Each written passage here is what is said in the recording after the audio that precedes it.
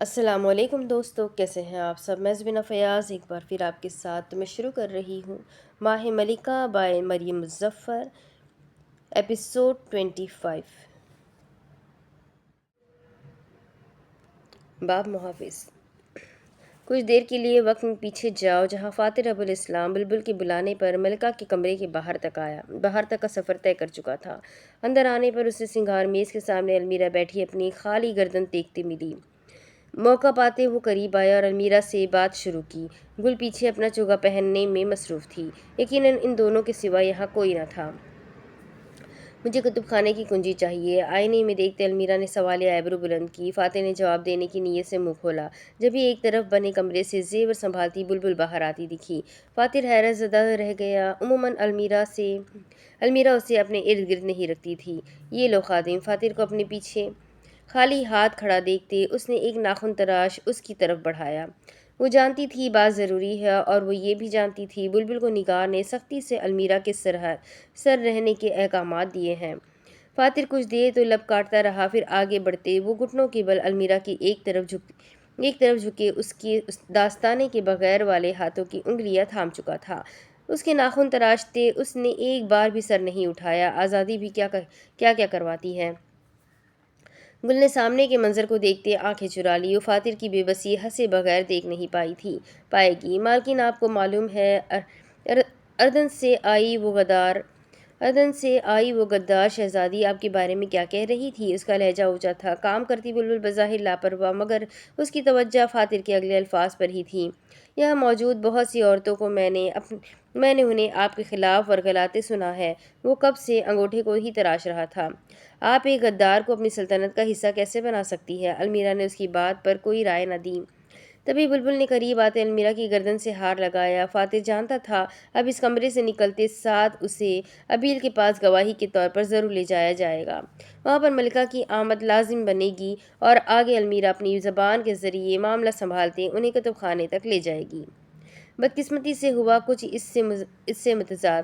اس کی باتوں پر تصدیق کے بجائے اس کے ہاتھ پوچھا اور کپڑا پکڑاتے کتب خانے کی صفائی پر لگا دیا۔ دھول مٹی کو صاف کرنے کے اس پورے دورانیے میں وہ یہی سوچتا رہا، کیا المیرا اور گل اس کی باتوں کا مفہوم سمجھ گئی تھی؟ کتب خانے کے ذکر پر کیا وہ یہاں آئیں گی؟ اس کی امیدوں پر پانی نہیں پھرا۔ وہ چاروں اب ایک دوسرے کی آنکھیں پڑھنا سیکھ چکے تھے۔ ماہ ملکہ جہاز کی پہلی منزل مقام کتب خانہ۔ بتاؤ اب ہمیں کیوں بلوایا ہے؟ کمرے میں موجود واحد کرسی پر بیٹھی المیرا نے میز کی دوسری طرف کھڑے فاتح اسلام سے کہا۔ چہرے سے نقاب ہٹ چکا تھا، ہاتھوں میں کپڑے کے بجائے اب ایک موٹی کتاب تھی۔ وہ کپڑا اور پوچھا اب دبیر السازار کے ہاتھوں کی زینت بنے زمین پر رگڑا جا رہا تھا۔ دبیر کے آتے ساتھ فاتح نے اپنی ذمہ داری اسے تھما دی۔ اس اللہ میاں کی گائے نے بغیر چو چرا کیے پوچھا پکڑا اور پانی کی بالٹی میں بھگوتے کام میں لگ گیا۔ فاتح نے وہ موٹی کتاب میز پر رکھی۔ یہاں سے نکلنے کا ہمارے پاس ایک بہترین راستہ ہے۔ کتاب کے صفحات پلٹائیں، یہی کہ ہم المیرا کے بجائے کسی اور کو ملکہ بنا کر رفو چکر ہو جائے۔ تاج کی جدائی کا سنتے ہی المیرا کا اوپر کا سانس اوپر اور نیچے کا نیچے رہ گیا۔ ناممکن، وہ فوراً ہی حتمی انداز میں بولی۔ اگر تم لوگ مجھے کمانڈنگ رول سے ہٹاتے کسی اور کو بٹھاؤ گے تو تمہیں کیا لگتا ہے وہ ہمیں مروائے گا نہیں؟ المیرا کی کمر پر ہاتھ رکھ کر بولنے پر گل نے آنکھیں گھمائی۔ المیرا کو برداشت کرنے کی ہمت بس فاتح میں ہی تھی۔ ٹھیک ہے، اس کے علاوہ ایک دوسرا راستہ بھی ہے۔ فاتح نے مدفوعانہ انداز بنایا۔ وہ کیا؟ دروازے کے قریب پہرا دیتی گل جان نے حصہ لیا۔ پس منظر میں تمہیں دبیر فرش کو رگڑتا دکھے گا۔ فاتح نے کچھ دیر کے لیے بھورے لباس والی لڑکی کو دیکھا اور پھر جیسے اٹکی ہوئی سانس میں جواب دیا، بغاوت۔ المیرا سمیت گل کو بھی بات سمجھ نہ آئی۔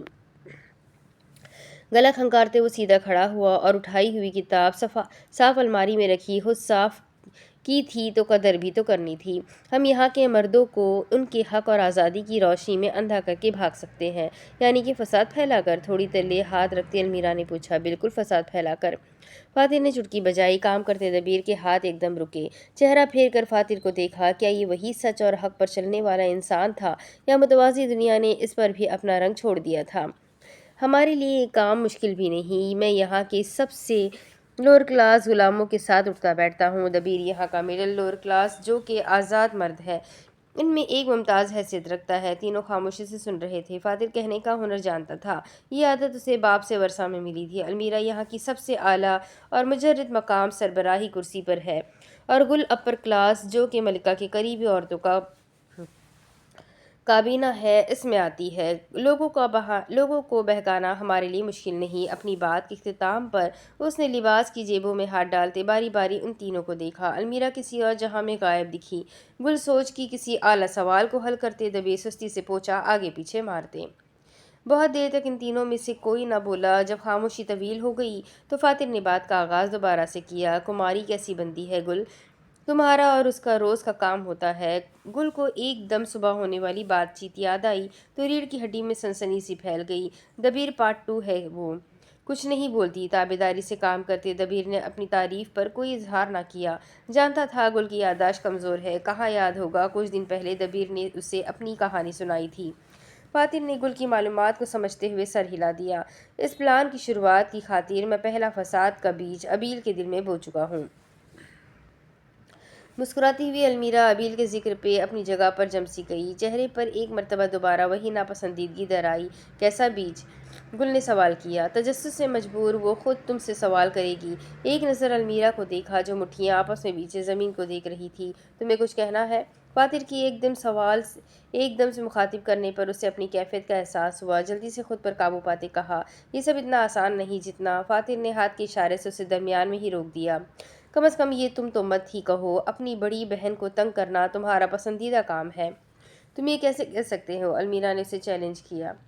کیا ہمیں نہیں معلوم ادوب کو نگار کے مقابلے میں لانے کی نیت کے پیچھے سچائی کیا ہے؟ فاتر نے جلتی پر تیل چھڑکتے اس کے غصے کو مزید ہوا دی۔ تم مجھے کیا سمجھتے ہو فاتر اسلام؟ وہ دانت پیستے گھررائی۔ یہ کوئی اور ہی المیرا تھی۔ میز کے ساتھ ٹیک لگاتے اس کی پشت المیرا کی طرف تھی، ایک خود غرض لالچی اور منافق عورت۔ اور ابیل کے بارے میں تمہارا کیا خیال ہے؟ سینے پر بازو باندھتے اس نے اس کی بات کے بیچ میں ہی سوال کیا۔ فاتر کی نگاہوں میں واضح ناسمجھی تھی۔ اس کا یہاں کیا ذکر؟ المیرا نے انگلی سے اس کی طرف اشارہ کیا۔ تم ہی نے شروع کیا تھا۔ ان کی بڑھتی ہوئی بحث دیکھتے گل صلح کروانے کی نیت سے آگے آئی۔ ہم ایک ٹیم ہے فاتر اسلام، بہتر ہوگا تم یہ۔ میں ادھورا جی رہا ہوں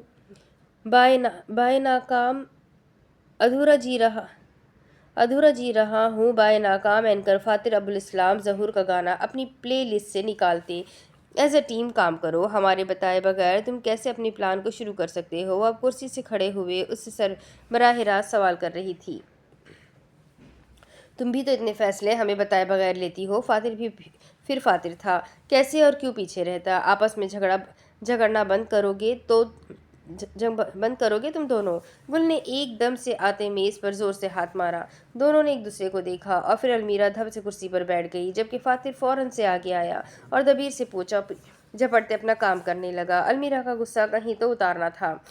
کندھے اچکاتا منصف اب ایک طرف رکھے ٹوٹی ہوئی لکڑی کے ڈبوں میں سے ایک پر بیٹھ گیا۔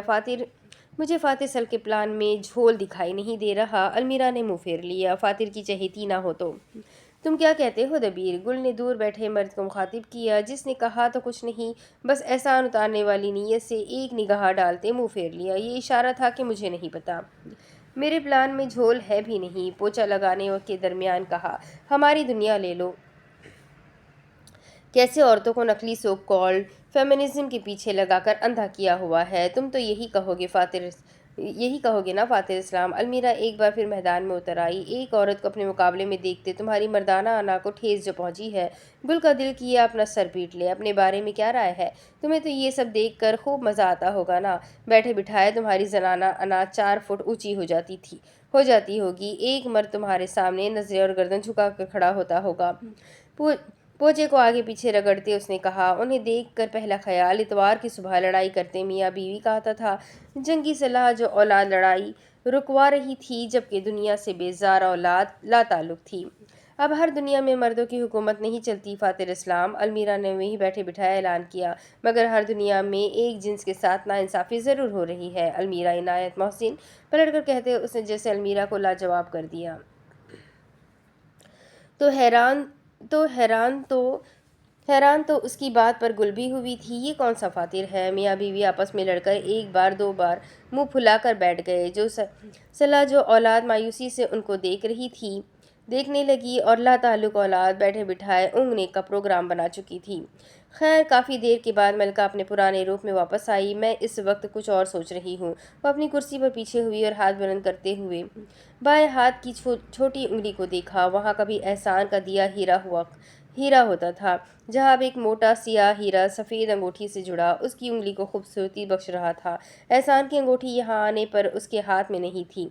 المیرا کو اب اس کی ضرورت بھی کہاں۔ احسان سے چرایا گیا وہ ہیرا آٹے میں نمک کے برابر تھا۔ یمن کے بادشاہ کو پیغام پہنچایا گیا ہے، مگر اس کی طرف سے ابھی تک خاموشی ہے۔ کسی نے جواب نہ دیا۔ اگر میرے اس فیصلے کے خلاف بہت سے لوگ کھڑے ہوں گے تو مجھے پہلے ہی لوگوں کو اپنی طرف کرنا ہوگا۔ وہ کیسے؟ سینے پر بازو باندھے گل دوبارہ دروازے کے قریب کھڑی ہوئی۔ سیاست؟ ہیرے والا ہاتھ ابھی بھی بلند تھا۔ انسانوں کو دھوکہ دے کر انہیں قابو کرنے کا فن۔ گل کچھ الجھی۔ فاتر بھی اپنے کام سے فارغ ہو کر اس کی بات سننے لگا۔ میں جشن کا اعلان کروں گی۔ آج سے 3 دن بعد سب کے لیے کھانے پر خصوصی اہتمام ہوگا۔ جب ان کے پیٹ بھرے ہوں گے تو یہ دماغ سے کم سوچیں گے۔ المیرا نے رائے کی خاطر فاتر کی جانب دیکھا۔ نگار تمہیں ایسا نہیں کرنے دے گی۔ فاتر کی بات پر المیرا مسکرائی۔ پرستان کی لالچی پری واپس آ چکی تھی۔ کیا بات ہے، آج میری بہن کی بڑی یاد آ رہی ہے۔ فاتر نے خوف سے چہرہ پھیر لیا۔ ویسے میں نے سنا ہے اس نے اب تک شادی نہیں کی۔ کہتے ہو تو؟ لا حول ولا۔ اس کی بات کے مکمل ہونے سے پہلے ہی المیرا کا زندگی سے بھرپور کہا کتب خانے کی در و دیوار میں گونجا۔ وہ اس وقت تو سب کو یہاں سے فرار ہونے کے موضوع سے ہٹانے میں کامیاب ہو گئی تھی، مگر کب تک؟ آدھا گھنٹہ کتابوں کے پیچھے بیٹھے رہنے کے باوجود بھی کتابوں سے خوف زدہ ہونے والی عورت کا نہ دم گھٹا، نہ اسے ارد گرد سے نفرت ہوئی۔ متوازی دنیا کیا اسے بھی بدلنے لگی تھی؟ المیرا بھی اپنی بات کی پکی تھی۔ نگار کے خلاف جاتے اس نے خود ہی ذبیح اللہ کو حکم پہنچایا کہ 3 دن بعد کھانے پر انواع اقسام کے لوازمات سمیت عوام کی خواہش کی اشیاء پکنی چاہیے۔ ماہ نگار نے اس فیصلے کی تردید کی، مگر وہ المیرا ہی کیا جو کبھی اپنی عقل کے علاوہ کسی دوسرے کو بھی کچھ سمجھ لے۔ کل جشن تھا اور اس وقت جہاز کا عرصہ مصروف لوگوں سے کھچا کھچ تھا۔ ہاتھ میں تیر کمان لیے گل اپنی مشق کرتے کماری کی ہدایات سن ہی رہی تھی۔ نشانہ البتہ اس کا بہتر ہو چکا تھا، مگر 100 میں سے 90 مرتبہ تیر ہدف کے قریب جانے سے پہلے ہی زمین بوس ہو جاتا۔ پانی پینے کی نیت سے محافظ مٹکے کے قریب بڑھی۔ تپتی ہوئی دھوپ اور ضرورت سے زیادہ آہستہ چلتا ہوا جہاز۔ اونچی گھنٹی کی گونج پر 1 گھنٹہ مکمل ہوا تو گل نے گردن پھیرتے اپنے سپہ سالار کو مخاطب کیا۔ یہ جہاز اتنا آہستہ کیوں چل رہا ہے؟ ہوا نہ ہونے کے برابر ہے محافظ۔ کماری نے ہاتھ کہتے ساتھ ایک دوسری سپاہی کا نشانہ جانچا۔ گل نے سمجھتے ہوئے سر ہلایا۔ چہرے سے چپکی لٹوں کو چھوتی انگلی کی مدد سے ہٹاتے اس نے سامنے دیکھا۔ بالائی عرصے کے کمرے کا دروازہ کھلا تھا۔ اندر کا منظر واضح تھا، بس آواز شور میں دب سی گئی تھی۔ ملکہ اپنے کابینہ کے ساتھ آج لوگوں کی فریادیں اور شکایت سن رہی تھی۔ ایک طرف ادوب جو لوگوں کے مسائل پر اپنی رائے دیتی اور دوسرے ہاتھ پر دبیر جو مردوں کی خواہشات درج کرتا۔ فی الوقت قاضی کی خدمات ادوب کو ہی ادا کرنا تھی۔ پچھلی قاضی کی کل رات اچانک ہی بائیں ٹانگ پوری طرح مفلوج ہو چکی تھی۔ ملکہ کی ہدایت پر تمام مریضوں کو ایک ہی کمرے میں منتقل کر دیا تھا تاکہ یہ وبا باقیوں میں نہ پھیلے۔ کاسنی جلبیہ پہنے دبیر کے کھردرے ہاتھ تیزی سے کتاب پر چل رہے تھے۔ آنکھوں کے نیچے حلقے آج کل کچھ زیادہ ہی گہرے لگتے تھے اور اوپر سے ماتھے سے شروع ہو کر گال تک جاتا وہ بدنما سلا ہوا نشان اسے کچھ اور ہی ناقابل قبول بناتا۔ میں اب مزید اس عورت کے ساتھ نہیں رہ سکتا۔ آنے والے مرد نے انگلی اٹھاتے اعلان کیا۔ جواباً ساتھ آئی بیوی خاموش رہی۔ المیرا نے ان دونوں کا تفصیلی جائزہ لیا۔ آپ کے فیصلے کی وجہ؟ ادوب نے کتاب کو قلم سے دستک دیتے نہایت عام لہجے میں سوال کیا۔ میں کام کرنا جانتا ہوں، مجھے بھی کسی عہدے پر بیٹھنا ہے، میں اس سے بہتر طب کا علم رکھتا ہوں۔ بیوی اسے نہایت چبھتی نظروں سے دیکھ رہی تھی۔ دونوں آمنے سامنے کرسی پر بیٹھ گئے۔ کیا کرتی ہیں آپ؟ یہ سوال دبیر کی طرف سے آیا۔ حکیم غمار کی مددگار ہو۔ اس کی چپتی نظریں ایک لمحے کے لیے بھی اپنے شوہر سے نہ ہٹی۔ المیرا گلاس پر انگلی گھماتے خاموشی سے صورتحال کا جائزہ لے رہی تھی۔ اس سب میں رتی برابر دلچسپی نہ تھی۔ اس کا تو واحد مقصد یہاں سے کسی میدانی علاقے میں جاتے عیش کا تھا۔ سمندر سے اسے بوریت ہو رہی تھی۔ باہر کھڑی گل جانتی تھی یہ سب دکھاوا ہے۔ اصل میں یمن کے بادشاہ کی خاموشی اسے بے سکون کر رہی تھی۔ 2 دن سے ان کا کوئی جواب نہیں آیا تو المیرا کو اپنی سبکی کا خوف کھائے جا رہا تھا۔ یہ کام کرنا چاہتی ہے کرے، مجھے پرواہ نہیں، مگر مجھے اپنی خود کی ایک پہچان چاہیے، میرے خود کی ایک کمائی ہو۔ جب یہ مجھے چھوڑ دے گی تو میرے ہاتھ خسارے کے سوا کیا رہے گا؟ وہ مرد اب المیرا سے مخاطب ہوا۔ چھوڑنے کی بات پہلے تم نے شروع کی تھی، وہ عورت پھاڑ کھانے والے انداز میں بولی۔ کیونکہ تم مجھے پائی پائی کے لیے ترساتی ہو۔ مرد کا انداز مصلحت لیے ہوئے تھا۔ دن ہی کتنے ہوئے ہیں ہمیں اس جہاز میں قید ہوئے، یہاں تم نہیں، یہاں سب ہی ایسے زندگی گزار رہے ہیں، تو جب باقیوں کو نہیں مسئلہ تو تم کیوں اچھل رہے ہو؟ بیوی کی آواز میں واضح خود پر جبر سنائی دے رہا تھا۔ اگر اسے ملکہ کا لحاظ نہ ہوتا تو شاید یہ اپنے شوہر کو 2 جھاڑ بھی دیتی۔ میں نے باقیوں کی زندگی نہیں گزارنی، میں نے خود کی گزارنی ہے، اسی لیے مجھے خود کی حفاظت کے لیے نوکری چاہیے۔ اس بار اس مرد نے بھی دانتوں کو آپس میں پیوست کیے جواب دیا۔ میری ملکہ سے بس یہ فریاد ہے وہ مجھے نوکری کرنے کی اجازت دے۔ ملکہ نظام سے واقف ہے، وہ جانتی ہے عورت کی اجازت کے بنا مرد نوکری نہیں کر سکتا۔ کھڑے ہوتے طنز کیا، سارے مجمع کو ایک طرف لگائے۔ وہ دونوں ایک دوسرے پر زمینی بم گرا رہے تھے۔ تم اجازت نہیں دے سکتی تو مجھے تمہارے ساتھ نہیں رہنا، مجھے کوئی اور مل جائے گا۔ ادوب اور دبیر خاموشی سے ان دونوں کو بحث کرتا دیکھ رہے تھے۔ ملکہ، وہ عورت آگے آئی اور المیرا سے کچھ قدم دور کھڑی ہوئی۔ اس کے لہجے میں اب ممنونیت تھی۔ اداکارہ کہیں کی، میں اس آدمی کے سارے اخراجات اٹھاتی ہوں، اسے اپنا نام دیا ہے، حالات بہتر ہوں گے تو گھر بھی دوں گی، اسے سب سے محفوظ کر رکھا ہے، اور اب اس سب کے باوجود، میرے احسانات کے باوجود یہ مجھے چھوڑنا چاہ رہا ہے۔ بات کرتے وقت اس عورت کے کافتان کے بازو اوپر نیچے ہو رہے تھے۔ اور چھوڑنے کی وجہ دیکھے کہ میں اس کو بھوکا رکھتی ہوں، کیا بھوکا رکھنے والوں کی شکلیں یوں ہوتی ہے؟ پلٹتے اپنے شوہر کی طرف اشارہ کیا۔ صحیح کہتی ہے، دنیا مرد ذات ہوتی ہی لالچی ہے۔ باتوں میں 70% جھوٹ لیے وہ عورت ملکہ کے دربار میں انصاف مانگنے آئی تھی۔ اس کے شوہر نے بولنے کی خاطر اب لب وا کیے تو المیرا کے اچانک اٹھتے ہاتھ نے اسے روک دیا۔ ملکہ کا فیصلہ حتمی تھا۔ ایک عورت دن رات محنت کر کے اپنا گھر چلا رہی ہے، اپنے میاں کو پال رہی ہے، اس پر انگلی اٹھانے سے بہتر تمہیں اس کے پاؤں دھو کر پینے چاہیے۔ جہاں شوہر کا چہرہ ملکہ کے انداز میں ہکا بکا رہ گیا، وہیں بیوی کا سر فخر سے کچھ مزید اٹھ گیا۔ دبیر اب المیرا کا فیصلہ خاموشی سے قلم بند کر گیا، جبکہ ادوب ہونکوں کی طرح المیرا کا چہرہ دیکھتی رہی۔ ملکہ اب زیادتی کر رہی ہے، سرخ چھوٹے بالوں والی عورت نے اپنی رائے دی۔ اسی وقت کمرے کے دروازے کے باہر ایک سپاہی نمودار ہوا۔ میں نے رائے مانگی ہے مشیر، خاص فیصلہ نہیں۔ ملکہ نے ادوب کی آنکھوں میں دیکھتے سخت لہجہ اپنایا، ساتھ ہی ہاتھ کے اشارے سے سپاہی کو اندر بلایا، جس نے آتے ہی تعظیم دی۔ تمہیں نوکری کی اجازت نہیں مل سکتی؟ ہاں، البتہ جب حالات بہتر ہو تو میں تمہاری شادی کسی اور سے ضرور کروانے کا سوچوں گی۔ ملکہ ماں کی ناانصافی داستانوں میں سنی تھی، آج ان کا آنکھوں دیکھا احوال بھی حفظ کر لیا۔ المیرا کی توجہ اب سپاہی پر تھی۔ باہر جاتے اس جوڑے کا چہرہ گلجان نے بڑے غور سے پڑھتے سمجھ لیا تھا۔ ایک اور مرد المیرا کے ہاتھوں مایوس، اور مزید ایک اور عورت کی زبان پر ملکہ کے قصے ہوں گے۔ شہنشاہ یمن کا پیغام ہے۔ المیرا کا حرکت کردہ وجود تھم گیا۔ اگلی سانس لینے سے پہلے وہ بادشاہ کا پیغام سننا چاہتی تھی۔ جھٹ سے سپاہی کے ہاتھ سے خط جھپٹتے اس نے آنکھوں کی پیاس بجھائی۔ باب منصف، آج جشن کا دن تھا، ماہ ملکہ کے اس جہاں میں اس کا 9واں دن طلوع ہوا، اور یوں ہی لوگوں کی روز کی افراتفری کی بنیاد بندھی۔ اونچے ستونوں کے ساتھ رکھے وسیع مشعلیں جل رہی تھیں، اور ان کی جلن نے ڈائننگ ہال کی فضا گھٹن زدہ اور ماحول حبس آلود بنا دیا تھا، اس قدر کہ المیرا کے منہ سے نکلنے والے اگلے الفاظ سننے کے لیے اعصاب بہت بھاری تھے۔ ہر کوئی کھانے کی میز پر بیٹھا جشن سے لطف اندوز ہو رہا تھا، جبکہ ملکہ ماں ہال کے کونے میں بنی اونچائی پر نمودار ہوئی۔ تخت سے کھڑے ہوتے اس نے اپنا سنہری گلاس بلند کیا۔ چمچ کو اس کی بنیاد سے ٹکرایا تو سبھی اس کی طرف متوجہ ہوئے۔ کئی گردنیں اٹھی، کئیوں کے ہاتھ نان تک جاتے رکے، اور بہت سونے قہوے کے کپ کے اوپر سے ہی اپنی ملکہ کو دیکھا۔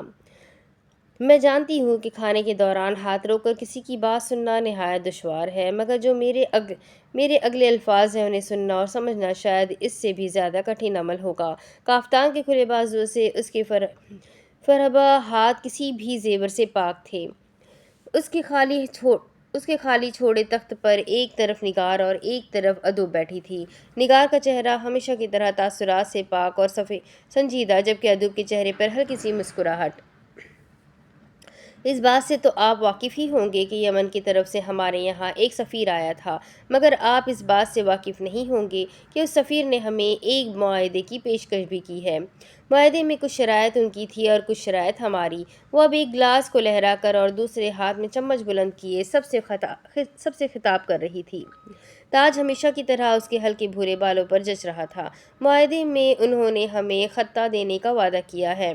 یہ تو آپ جانتے ہی ہوں گے کہ ہمارے پچھلے 2 جہازوں پر حملے کے باعث کئی عورتیں، مرد اور بہت سی جانیں ختم ہوئی ہیں۔ اسی سانحے کو مد نظر رکھتے ہوئے ہمیں ایک زمین کی ضرورت ہے۔ تخت سے دور دبیر ایک کونے میں موجود گول میز پر بیٹھا تھا۔ سامنے رکھی پلیٹ خالی اور گلاس پانی سے بھرا تھا۔ اس کا انسانی کھانوں سے کیا واسطہ؟ جب تک ہمارے پاس زمین نہیں ہوگی ہم اپنے دشمن سے مقابلہ نہیں کر پائیں گے۔ معاہدے میں یہ پیشکش ان کی ہے اور وہ اس کے بدلے میں وہ ہم سے کچھ چاہتے ہیں۔ کئی سانس حلق میں رک گئے، کئی کان اب المیرا کے اگلے الفاظ سننے کے لیے بےتاب ہوئے۔ اگر یہاں تمام آوازیں بند ہو جاتی تو تمہیں المیرا کی بے ترتیب دھڑکنوں کی آواز بآسانی سنائی دیتی۔ اس کا خود کا وجود کئی اندیشوں کی لپیٹ میں تھا۔ وہ چاہتے ہیں کہ ہم اپنی کچھ عورتوں کی شادیاں ان کے مردوں سے کروا دیں۔ وہ ہماری عورتوں کے سلیقے، ان کی عادات اور ہنر کو دیکھ کر نہایت متاثر ہوئے ہیں۔ نگار اور ادوب دونوں نے المیرا کو یوں دیکھا کہ جیسے اس کا دماغ پھر گیا ہو۔ یہ کب ہوا تھا؟ ایسا تو نہیں کہا گیا تھا۔ ایک طرف کھڑے فاتر نے نظر جھکاتے لب سی لیے۔ وہ جانتا تھا کہ کچھ ایسا ہی ہوگا۔ المیرا اور سچی کہانی لوگوں کو بتا دیں، ناممکن، قیامت کی نشانیاں ہوں گی وہ۔ المیرا اپنی دھن میں بول رہی تھی، لبوں پر ایک ہلکی سی مسکان سجائے کئی لوگوں کی آنکھوں میں یکدم اپنی تعریف کے جگنوں کو اٹھتے ہوئے وہ دیکھ چکی تھی۔ وہ چاہتے ہیں کہ یہ سلیقہ اور ہنر ان کی عورتوں کو بھی سکھایا جائے۔ ان کی خواہش ہے کہ جس طرح ہم نے اپنے مردوں کو گھرداری سکھائی ہے، یہاں کی عورتیں وہاں جا کر ان کے مردوں کو بھی گھرداری سکھائیں۔ جیسے یہاں کی عورتیں اناج اگانا جانتی ہیں، یہ ہنر ہم ان کی عورتوں کو بھی سکھائیں۔ یمن اور مصر کے درمیان خارجی تعلقات بہتر کرنے کے لیے اس سے بہتر موقع نہ ہمارے پاس تھا، نہ ہے اور نہ ہوگا۔ اپنی بات کے اختتام پر وہ تخت کے عین درمیان میں رکی۔ اس کا سفید کافتان فرش کو چھوتا تھا اور سنہری تاج سے ٹکایا گیا پلو ریشم کا بنا تھا۔ کچھ دیر ہال میں سناٹا رہا، پھر جیسے سرگوشیوں نے شروعات کی اور دیکھتے دیکھتے سرگوشیاں بلند ہو گئی۔ اب ہر کوئی اپنی اپنی رائے ایک دوسرے تک گزار رہا تھا۔ دبیر نے گردن اٹھا کر بلندی پر دیکھا۔ المیرا مطمئن تھی، فاتح شرمندہ، اور گل دبیر کی نظر اس پر ٹھہری تو کچھ دیر کے لیے سوچنے کے بجائے اس نے بس دیکھنے کی فوقیت دی۔ پیچھے کھڑی گل کو جب خود پر کسی کی نظریں محسوس ہوئی تو اس رخ پر دیکھا۔ گول میز پر بیٹھا منصف بے خوفی سے اسے دیکھ رہا تھا۔ دبیر نے اس بار نظریں نہیں چرائی۔ یہ عمل گل نے جو کر لیا تھا وہ نادم تھی یا ڈرپوک، جو بھی تھی دبیر کا سوال ایک تھا، اس ساری صورتحال میں بھی اس کی آنکھیں کیسے چمک سکتی تھیں؟ واپس المیرا کی طرف آؤ تو وہ جانتی تھی کہ اس نے تیر صحیح نشانے پر لگایا ہے۔ اس نشانے کو تمغہ کی طرح سجاتے ہوئے وہ پیچھے مڑی اور نگار کو یوں دیکھا جیسے اس کا قد 4 انچ مزید لمبا ہو گیا ہو۔ نگار نے البتہ کوئی رد عمل نہ دیا۔ ہاں، اس کی جگہ ادوب حیران ہوئی اور اسی حیرانی کو المیرا نے ایک ہاتھ اٹھا کر اشارہ کرتے ہوئے کہا کہ میں تمہیں سمجھا دوں گی۔ ہاتھ میں پکڑے سنہری گلاس کو ہونٹوں کی طرف لاتے ہوئے اس کی نظر سفر کرتے فاتر کے چہرے سے جا ملی۔ خادم خاص لب بھیجے ہوئے اس کی آنکھوں کے کنارے سے یوں گھور رہا تھا جیسے کہہ رہا ہو، المیرا کبھی تو سچ بول لیا کرو، جس کے جواب میں اس نے ایک ادا سے بھویں اچکاتے جیسے یوں کہا، مرنے کے بعد سوچوں گی۔ گلاس کے اندر موجود مایا اس نے گھونٹ در گھونٹ اندر اتارا۔ 3-4 قدم اٹھاتے وہ شان سے اپنے تخت کی طرف آئی جب یکدم اس کو حلق میں خراشیں محسوس ہوئی، ٹانگوں سے جان نکلنے لگی تو اوندھے منہ گرتے اسے کھانسی کا دورہ پڑا۔ سینہ مسلتے ہوئے اسے یوں لگا کہ اس کی سانس کی نالی میں کئی بے تحاشا کیل چبھ رہے ہوں۔ ہاں، کمرے میں جہاں سب کی باتیں اور خوشگپیاں تھیں، وہاں ایک دم دوبارہ خاموشی چھا گئی۔ دیکھتے ہی دیکھتے خاموشی گھبراہٹ اور فکر مندی میں بدلی۔ کئی لوگ اپنی کرسیوں سے اٹھے، نگار نے اپنا تخت چھوڑا، ادب آگے آئی، مگر سب سے پہلے گرتی ہوئی ملکہ کو سہارا دینے والا شخص وہی تھا جو کچھ دیر پہلے اسے جھوٹ بولنے سے منع کر رہا تھا۔ فاتر اسلام بھاگتا ہوا تخت کے عین وسط میں آیا اور المیرا کو کندھوں سے تھامتے سہارا دیا۔ وہ بری طرح کھانس رہی تھی، چہرہ دہکتا لال اور جلد پر پسینے کے قطرے۔ گھبراہٹ اور حیرت کو قابو میں رکھتے فاتر نے اس کی ہتھیلی کو اپنے دونوں ہاتھوں کے درمیان رگڑا۔ ارد گرد برپا شور بلند ہوا۔ لوگ اب ملکہ کو آوازیں دے رہے تھے۔ کسی نے غلاموں کو آواز دی، شاید وہ گمار تھی یا شاید ادوب۔ کماری نے سپاہیوں کو بلایا۔ مگر اس سب افراتفری کے درمیان جس ایک واحد احساس سے وہ واقف تھی، وہ تھا فاتر کا اس کا ہاتھ اپنے ہاتھوں میں دبائے رکھنا، اس کے ٹھنڈے پڑتے وجود کو مختصر ہی صحیح مگر گرمائش دینا۔ وہ شاید اس کو پکار بھی رہا تھا، شاید لوگوں کی مدد مانگ رہا تھا، شاید خود گہرے سانس لے کر انتشار کو سنبھال رہا تھا۔ اس نے ہر جگہ نظر گھما لی، المیرا کہیں اور دیکھ نہ سکی۔ منظر مختصر ہو کر فاتر پر ٹھہر گیا تھا۔ لب ہل رہے تھے مگر آوازیں بند، روح محسوس ہو رہی تھی مگر جسم مفلوج، دنیا دکھ رہی تھی کہنے کی سخت ناپید۔ ایک احساس تھا بس، رگوں کے اندر جمتی سردی پر نرم گرم سی حدت کا۔ اس کا سفید ہاتھ فاتر کی بھوری لمبی انگلیوں نے تھام رکھا تھا۔ اس کے بعد جو ہوا وہ بس دھندلے مناظر تھے۔ کس نے المیرا کو سہارا دیا، کماری یا فاتر؟ کس نے اس کو طبیب تک پہنچایا، نگار یا ادوب؟ وہ کچھ سمجھ نہ سکی۔ سمجھ تھی تو اس لمس کی جو ہاتھ پر رہ چکا تھا، مردہ ہوتے جسم میں ایک واحد حیات کا نشان۔ اس کو بس اتنا معلوم تھا کہ ابھی وہ حال میں ہے۔ پھر وہ اپنے کمرے میں تھی، طبیب اس کی نبض ڈھونڈ رہا تھا، کوئی شاید اس کو پنکھا جھول رہا تھا۔ اس کی دھڑکن تیز تھی اور سانس مدھم، مگر وہ لمس وہی تھا۔ کئی چہرے تھے، بس ایک وہ چہرہ نہیں تھا۔ آنکھوں کے آگے اندھیرا چھانے سے پہلے وہ جو آخری خیال آیا وہ تھا، کیا موت آنے والی ہے؟ اور اگر موت آنی بھی ہے تو کیا خالی پیٹ آنی ہے؟ اگلے 24 گھنٹے فاتر اسلام کی زندگی میں کیا بدلاؤ لانے والے تھے، اس کے بارے میں اس نے اپنی 31 سالہ زندگی میں کبھی نہ سوچا تھا اور نہ کبھی بھولے سے خیال آیا تھا۔ سیڑھیوں کے درمیان میں کھڑا دبیر سامنے لگا تماشا خاموشی سے دیکھ رہا تھا۔ مگر میرا قصور کیا ہے؟ بگڑی داڑھی والے اس جلادی ایبک کی گرفت سے آزاد ہوتے ہوئے اس نے سامنے کھڑے ہبت اللہ سے چیخ کر سوال کیا۔ چہرے پر بے رحم مسکراہٹ سجاتے ہوئے اس چھوٹے قد اور نقلی آنکھ والے آدمی نے آگے آتے اس کی بات کا جواب دیا۔ ملکہ کو زہر دینے کا کس نے کہا تھا؟ فاتر کی مزاحمت ایک دم ٹھہر گئی۔ دبیر دیوار سے ٹیک لگائے اس کے چہرے پر آئے بے یقینی کے کئی رنگوں کو دیکھ رہا تھا۔ زہر؟ ملکہ، وہ انسان چیونٹی نہیں مار سکتا، یہ لوگ اس پر زہر دینے کا الزام لگا رہے ہیں۔ ہبت اللہ نے اپنی بات جاری رکھی، تم خادم خاص ہو، وہ شخص جو ملکہ کا ہر کام سب سے پہلے کرتا ہے۔ ملکہ کے گلاس میں مشروب تم ہی نے ڈالا تھا اور ان کے مشروب سے زہر نکلا ہے، ظاہر ہے، اور وہ زہر تم ہی نے ملایا ہوگا۔ آخر کو تم دوسرے ملک کے جاسوس جو ٹھہرے۔ فاتر کی زبان تالو سے جا لگی، اس کو سمجھ ہی نہ آیا کہ وہ اپنی صفائی کن لفظوں میں پیش کرے، کیسے سمجھائے ان کو کہ زہر تو کیا وہ المیرا کو پانی تک نہ دے۔ میں نے زہر نہیں دیا، بہت مشکلوں سے اس نے یہ چند الفاظ ضبط کرتے کہے۔ ڈائننگ ہال کے سامنے موجود چوڑی سی راہداری میں تمام مرد اور 2 عورتیں بمشکل خاموشی سے سامنے لگا تماشا دیکھ رہی تھیں۔ وہ بھی جانتے تھے کہ خادم نے ہی زہر دیا ہوگا، آخر کو خادم کیوں نہیں دے گا؟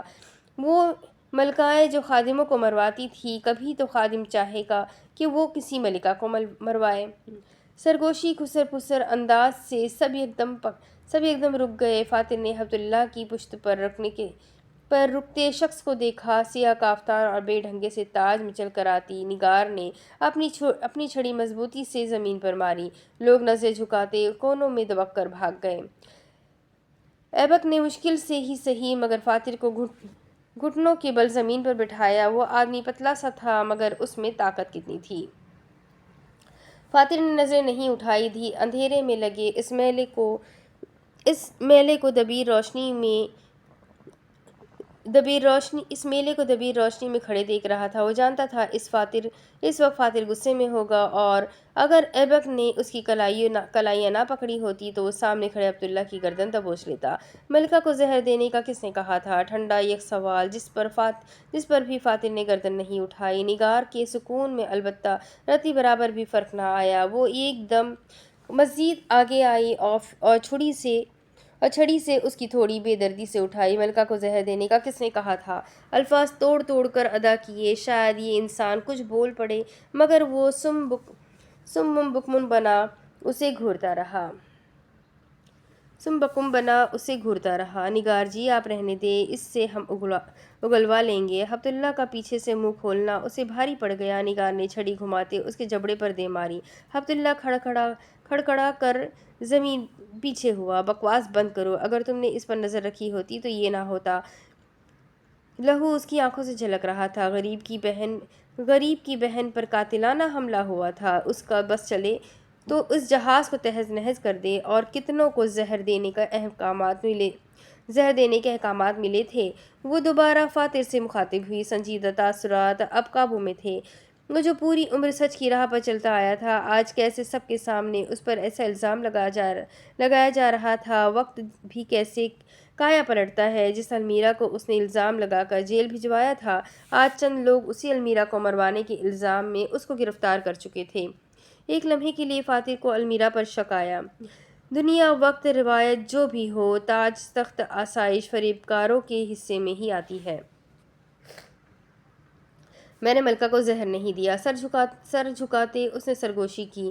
کندھے بوجھ تلے جھک گئے۔ کیا متوازی دنیا اس کی بہادری کو بزدلی میں بدل رہی تھی؟ اس کی ڈٹائی پر نگار کے جبڑے تن گئے۔ کافتان سنبھالتے پیچھے ہوئی اور حکم صادر کیا، تہہ خانے میں قید کر دو۔ یہ آخری الفاظ تھے جو فاتر کی سماعت سے ٹکرائے، کیونکہ اگلے ہی لمحے اس کے چہرے کو بوری سے ڈھکتے اس کی آنکھوں کے سامنے اندھیرا کر دیا گیا۔ پھر اس کے بعد کیا ہوا، اس کو کہاں لے کر جایا گیا، اس کو کچھ نہیں معلوم۔ بس اتنا معلوم تھا کہ کہیں ٹھوک کھائے، کہیں لاتے، کہیں مکے، کہیں وہ ڈگمگایا، کہیں وہ ٹھہرا اور کہیں لڑکھڑایا، مگر کہیں بھی اس کے قدم نہیں رکے۔ اسے دبیر کے قریب سے ہی سیڑھیاں پار کرواتے اوپر کی طرف لے کر گئے۔ قریب سے گرتے اونچے خادم کو اس نے بغیر روکے آگے جانے دیا۔ سر اٹھایا تو اسے سیڑھیوں کی شروعات پر گلجان کھڑی دکھی، ڈری گھبرائی، بے حس و حرکت۔ ان کے گروہ کا ایک اہم سراغ قید ہو رہا تھا۔ دبیر سے نظریں ملنے پر وہ اس کا سوال پڑھ چکی تھی۔ مایوسی سے چہرہ جھکاتے المیرا کی حالت کا پیغام دیا، جو اب تک بے ہوش اپنے کمرے میں موجود تھی۔ گروہ کا دوسرا سراغ موت کے منہ سے لوٹا تھا۔